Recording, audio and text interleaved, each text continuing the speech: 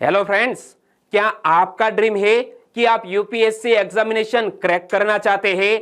आपका ड्रीम है कि आप स्टेट पब्लिक सर्विस कमीशन की एग्जामिनेशन क्रैक करना चाहते हैं?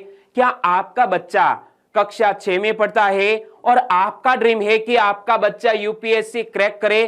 तो आपने बिल्कुल सही यूट्यूब चैनल चुना है। जी हाँ, जीके 2020 यूट्यूब चैनल में आप सभी दोस्तों का हार्दिक स्वागत है। हमने यह एनसीईआरटी वीडियो की सीरीज स्टार्ट की है और एनसीईआरटी के सभी इंपॉर्टेंट सब्जेक्ट जो क्लास 1-2 की एग्जामिनेशन से रिलेटेड है, जैसा कि हिस्ट्री, जियोग्राफी, पॉलिटिकल साइंस, यह सभी सब्जेक्ट से जुड़े हुए वीडियो हम यहां आपको प्रोवाइड करेंगे। और यह हमारा पहला वीडियो है और हमारी जो पढ़ाने की मेथड है, तो यहां मैं डिस्क्रिप्शन में आपको पढ़ाऊंगा।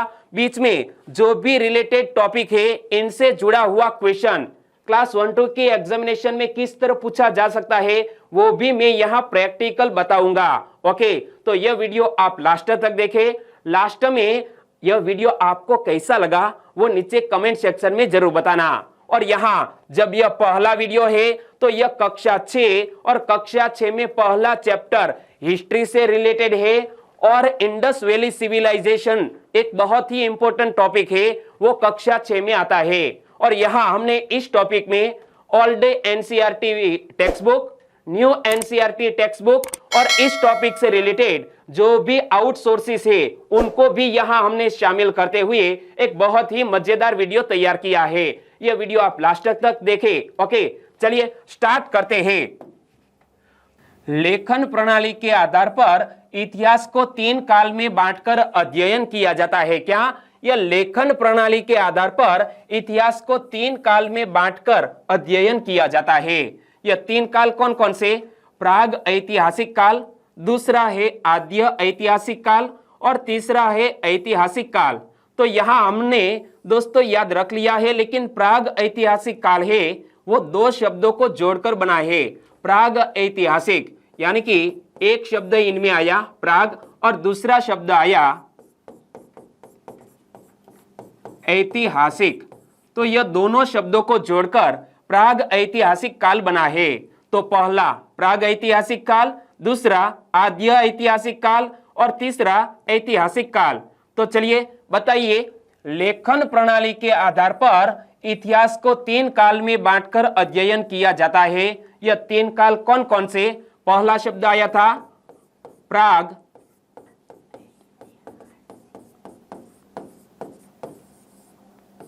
प्राग ऐतिहासिक काल, यह पहला। ओके, दूसरा शब्द क्या आया?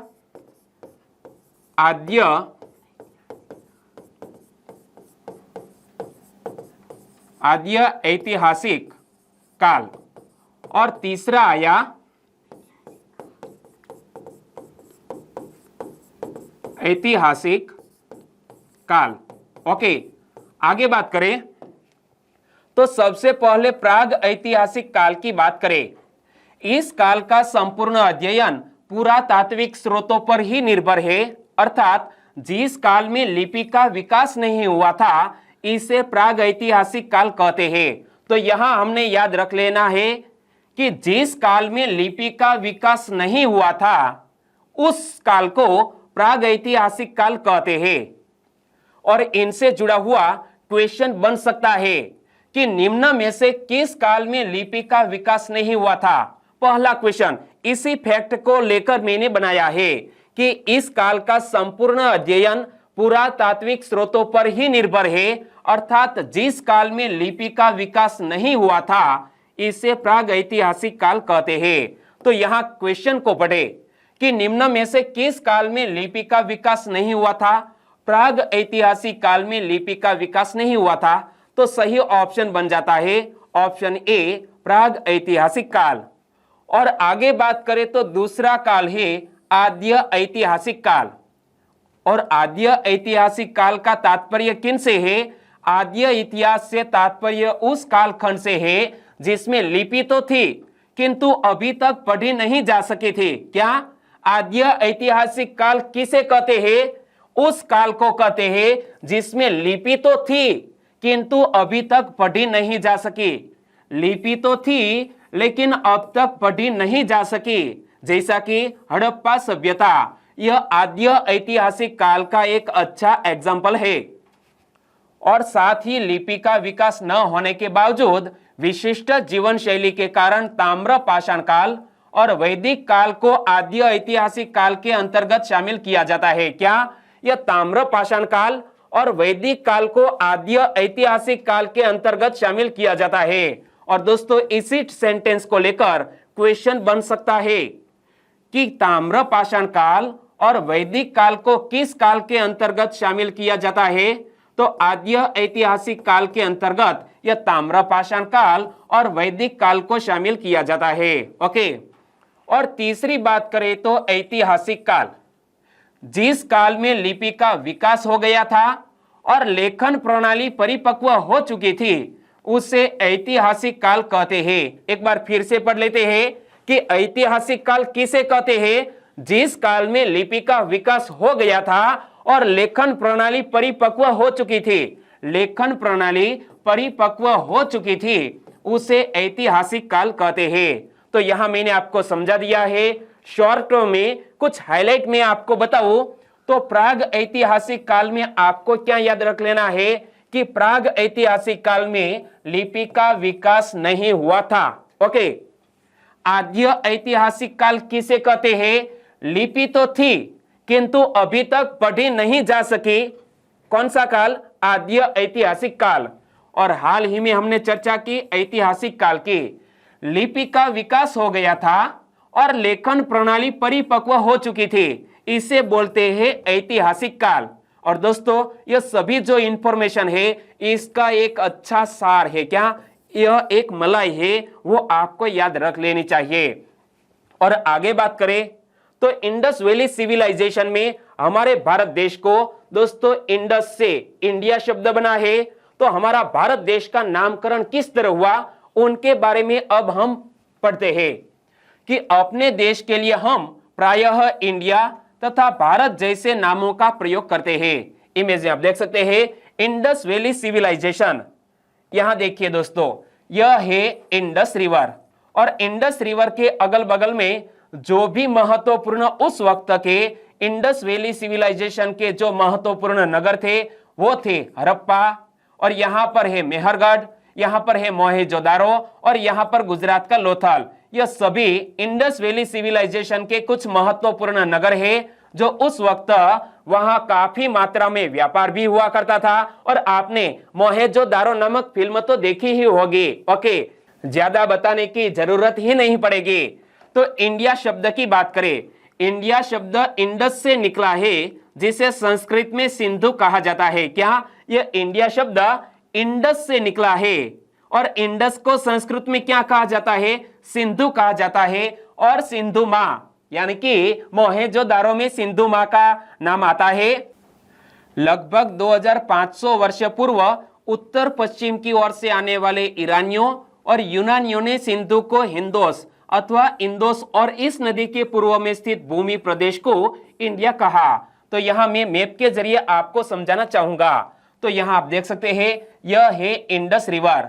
और सबसे पहले तो डायरेक्शन के बारे में हमें पता होना चाहिए। तो यहां डायरेक्शन में अरुणाचल प्रदेश बोले तो पूरब में, यहां पर गुजरात पश्चिम में, यहां पर जम्मू कश्मीर उत्तर और यहां तमिलनाडु दक्षिण में, और यहां पर है इंडस रिवर। तो यह कौन सी डायरेक्शन हुई? उत्तर पश्चिम। तो उत्तर पश्चिम की ओर से आने वाले ईरानियों और यूनानियों ने सिंधु को हिंदोस अथवा इंदोस कहा और इस नदी के पूर्व में स्थित यह भूमि प्रदेश को इंडिया कहा गया है। क्या यह भूमि प्रदेश को इंडिया कहा गया? और दो मोस्ट इंपोर्टेंट क्वेश्चन बन सकते हैं। पहला क्वेश्चन, इंडिया शब्द किस शब्द से निकला है? इंडस से निकला है। और इंडस को संस्कृत में क्या कहा जाता है? इंडस को संस्कृत में सिंधु कहा जाता है। और भरत नाम से भारत देश कैसे बना? ये देखो, भरत नाम का प्रयोग उत्तर पश्चिम में रहने वाले लोगों के एक समूह के लिए किया जाता था। तो आपको डायरेक्शन का पता चल गया है। उत्तर पश्चिम में रहने वाले लोगों के समूह को भरत नाम दिया गया था। और इस समूह का उल्लेख दोस्तों संस्कृत की प्रारंभिक कृति जिसका नाम क्या है? ऋग्वेद, ऋग्वेद में भी मिलता है और बाद में इसका प्रयोग देश के लिए होने लगा। तो तो याद रखो सबसे पुराना वेद कौन सा है? ऋग्वेद। और ऋग्वेद में यह भरत नामक समूह का जिक्र किया गया है। और संस्कृत भाषा की प्रारंभिक कृति है ऋग्वेद। लगभग 3500 वर्ष पुरानी यह संस्कृत की कृति ऋग्वेद। तो मैं आपसे एक छोटा सा क्वेश्चन देना चाहूंगा कि हमारे 4 वेद के नाम नीचे कमेंट सेक्शन में जरूर बताना। और यहां बात करें प्राग ऐतिहासिक काल की, तो प्राग ऐतिहासिक काल में मानव सभ्यता के आरंभिक इतिहास को पूरा पाषाण काल, मध्य पाषाण काल, नव पाषाण काल के अंतर्गत विभाजित किया जाता है। तो याद रखो प्राग ऐतिहासिक काल में भी मानव सभ्यता के आरंभिक इतिहास को पूरा पाषाण काल, मध्य पाषाण काल और नव पाषाण काल के अंतर्गत विभाजित किया जाता है। और यहाँ एक शब्द आया पाषाण काल। पाषाण काल शब्दावली में निहित है कि तत्कालीन जीवन में पत्थर का अत्यधिक महत्व रहा होगा। क्या? तत्कालीन जीवन में पत्थर का अत्यधिक महत्व रहा होगा, इसे बोलते हैं पाषाण काल। और सबसे पहले पूरा पाषाण काल की बात करते हैं। पूरा पाषाण काल को 20 लाख ईसा पूर्व से 10,000 ईसा पूर्व के बीच निर्धारित किया जाता है। तो यहां से मोस्ट इंपोर्टेंट क्वेश्चन बन सकता है कि किस समय अवधि को पूरा पाषाण काल के अंतर्गत निर्धारित किया जा सकता है? पूरा पाषाण काल को 20 लाख ईसा पूर्व से 10,000 ईसा पूर्व के बीच निर्धारित किया जाता है। और इसे भी आरंभिक, मध्य और उत्तर पूरा पाषाण काल में विभाजित किया जाता है। पूरा पाषाण काल में भी 3, आरंभिक, मध्य और उत्तर पूरा पाषाण काल। ओके। और मानव इतिहास की 99% कहानी इसी काल में घटित हुई थी। यह फैक्ट याद रख लो कि मानव इतिहास की 99% कहानी इसी काल में घटित हुई थी। किस काल में? पूरा पाषाण काल में। तो यहां से दोस्तों क्वेश्चन बन सकता है कि मानव इतिहास की 99% कहानी किस काल में घटित हुई थी? पूरा पाषाण काल में। और पूरा पाषाण काल की समयावधि आपने याद रख ली। Very nice. 20 लाख ईसा पूर्व से 10,000 ईसा पूर्व के बीच की समयावधि बोले तो पूरा पाषाण काल। और भारत में आरंभिक पूरा पाषाण काल का प्रथम साक्ष्य महाराष्ट्र के बोरी नामक स्थान से प्राप्त होता है। दोस्तों यहां से स्टार लगा लो इस सेंटेंस पर कि भारत में आरंभिक पूरा पाषाण का प्रथम साक्ष्य कहां से प्राप्त होता है? महाराष्ट्र के बोरी नामक स्थान से। और यहाँ के लोग हस्तकुठार, विदारणी तथा खंडक यानी कि चॉपर जैसे औजार का प्रयोग करते थे। तमिलनाडु के अतिरमपक्कम से हस्तकुठार प्राप्त हुआ है। यहाँ पर आप देख सकते हैं तमिलनाडु के अतिरमपक्कम से हस्तकुठार प्राप्त हुआ है। और भारत में आरंभिक पूरा पाषाण का प्रथम साक्ष्य कहां से प्राप्त होता है?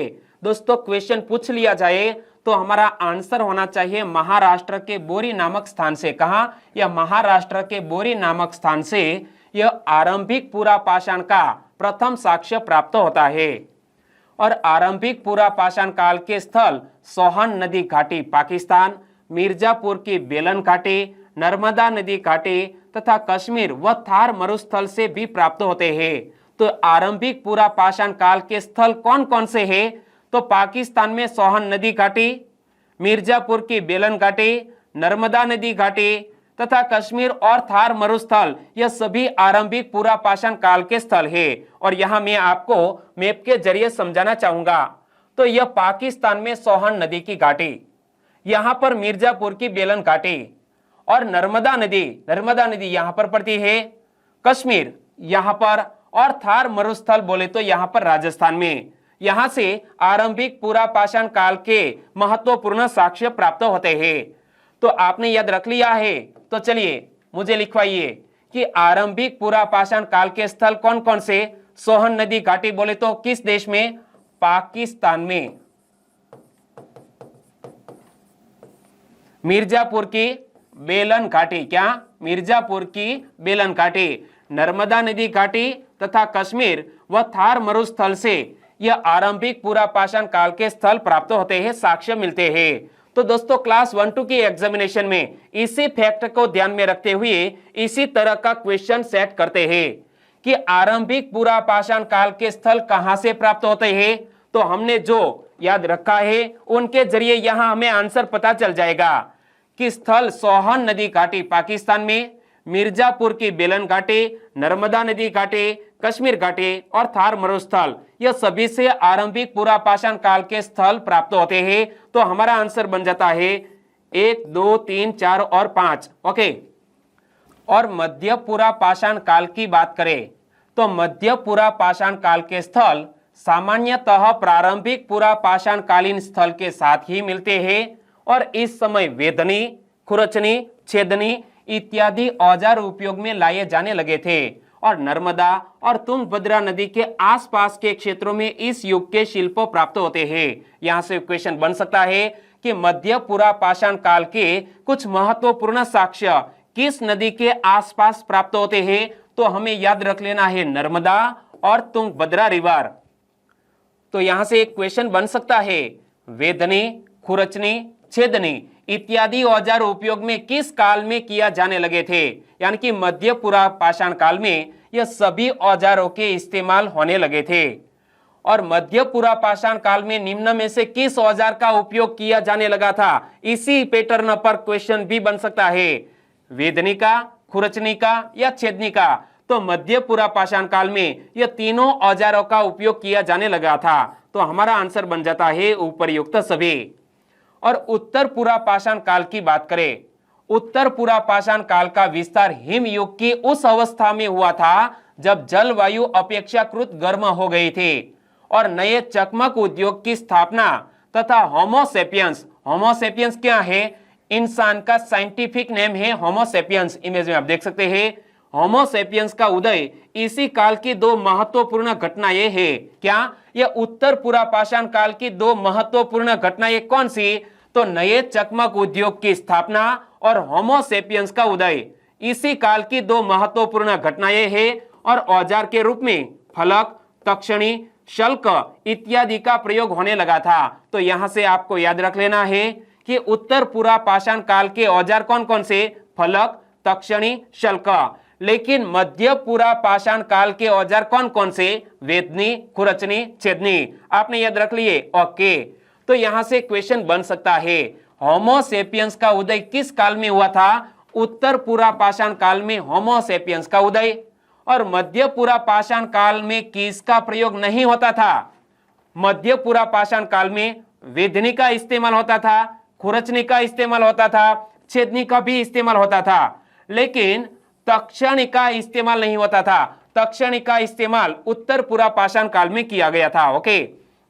और उत्तर पुरापाषाण कालीन स्थल भीमबेटका, भोपाल से अनेक चित्रित गुफाएं प्राप्त हुई है। तो यहां आपको याद रख लेना है कि भीमबेटका, यहां पर देख सकते हैं, भीमबेटका से अनेक चित्रित गुफाएं प्राप्त हुई है और भीमबेटका भोपाल के नजदीक है, यानी कि भीमबेटका मध्य प्रदेश में स्थित है। और उत्तर पुरापाषाण कालीन स्थल भीमबेटका भोपाल से क्या प्राप्त हुआ है? तो यहां से अनेक चित्रित गुफाएं प्राप्त हुई है। इसी तरह का क्वेश्चन पूछ लिया जा सकता है। आपकी नजर के सामने है यह भीमबेटका की गुफाएं और भीमबेटका की गुफाओं में से क्या प्राप्त हुआ है? अनेक चित्रित गुफाएं इसी तरह मिली है। राख के अवशेष कहां से मिले हैं? मोस्ट आईएमपी क्वेश्चन है। राख के अवशेष कहां से मिले हैं? पुरापाषाण कालीन स्थल कुर्नूल आंध्र प्रदेश से राख के अवशेष मिले हैं। यहां मैप में देखिए कि यह है आंध्र प्रदेश और यहां पर पड़ता है कुर्नूल। तो कुर्नूल से राख के अवशेष मिले हैं और इसका अर्थ है आरंभिक लोग आग जलाना सीख गए थे। क्या? यह आरंभिक लोग आग जलाना सीख गए थे। आगे बात करें तो एक और भी मोस्ट इंपोर्टेंट फैक्ट है, हुस्की कर्नाटक राज्य में स्थित है। यहां पर देख सकते हैं यह है कर्नाटक और यहां पर लिखा हुआ है हुस्की। तो हुस्की से पुरापाषाण काल के कई पुरास्थल मिले हैं और ये संभवतः आवास और उद्योग स्थल रहे होंगे और यहां से प्राप्त अधिकांश औजार चूना पत्थर से निर्मित थे। तो यहां से दोस्तों क्वेश्चन बन सकता है कि चूना पत्थर से निर्मित औजार कहां से प्राप्त हुए हैं? कर्नाटक के हुस्की से। और दोस्तों क्लास 1-2 की एग्जामिनेशन में यहां मैंने आपके सामने बात की है भीमबेटका की, बात की है कुर्नूल की, बात की है हुस्की की। तो याद रखो और आपको आंसर भी पता चल जाएगा कि पुरापाषाण कालीन स्थल और प्राप्त अवशेष के संदर्भ में कौन सा युग्म सही नहीं है। यहां हमें पूछा गया है कौन सा युग्म सही नहीं है। भीमबेटका में चित्रित गुफाएं मिली है और भीमबेटका किस राज्य में? मध्य प्रदेश में है। बिल्कुल सही ऑप्शन। हमें यहां ढूंढना है कौन सा युग्म सही नहीं है यानी कि गलत है। कुर्नूल आंध्र प्रदेश में है और राख के अवशेष वहां से मिले हैं, बिल्कुल सही। और हुस्गी कर्नाटक, हड्डियों के उपकरण मिले हैं, गलत है, क्योंकि हुस्गी से क्या मिला है? चूना पत्थर से निर्मित औजार मिले हैं और यहां पर लिखा है हड्डियों के उपकरण मिले हैं। तो यहां हमें पता चल गया कौन सा युग्म सही नहीं है, तीसरा। तो हमारा आंसर बन जाता है केवल 3 नंबर का जो ऑप्शन है वो बिल्कुल गलत है। आंसर मिल गया दोस्तों। इसी तरह की प्रैक्टिस आपको करनी चाहिए और इसी फैक्ट को लेकर और भी क्वेश्चन बन सकते हैं यूपीएससी एग्जामिनेशन में। पूरा पाषाण कालीन स्थल और राज्य के संदर्भ में कौन सा युग्म गलत है? तो यहां हमें पूछा गया है कौन सा युग्म गलत है। पूरा पाषाण कालीन स्थल और राज्य के संदर्भ में कौन सा युग्म गलत है? भीमबेटका महाराष्ट्र में। अरे मेरे भाई साहब, अब तक हमने क्या पढ़ा? भीमबेटका महाराष्ट्र में नहीं बल्कि मध्य प्रदेश में है। ओके, कुर्नूल आंध्र प्रदेश में, हुस्गी कर्नाटक में। तो कौन सा ऑप्शन गलत हो गया? केवल एक ऑप्शन गलत है। तो हमारा आंसर बन जाता है ऑप्शन ए, केवल एक। ओके, इसी तरह की प्रैक्टिस आपको कर लेनी चाहिए। और पुरास्थल उस स्थान को कहते हैं जहां औजार, बर्तन और इमारतों जैसी वस्तुओं के अवशेष मिलते हैं।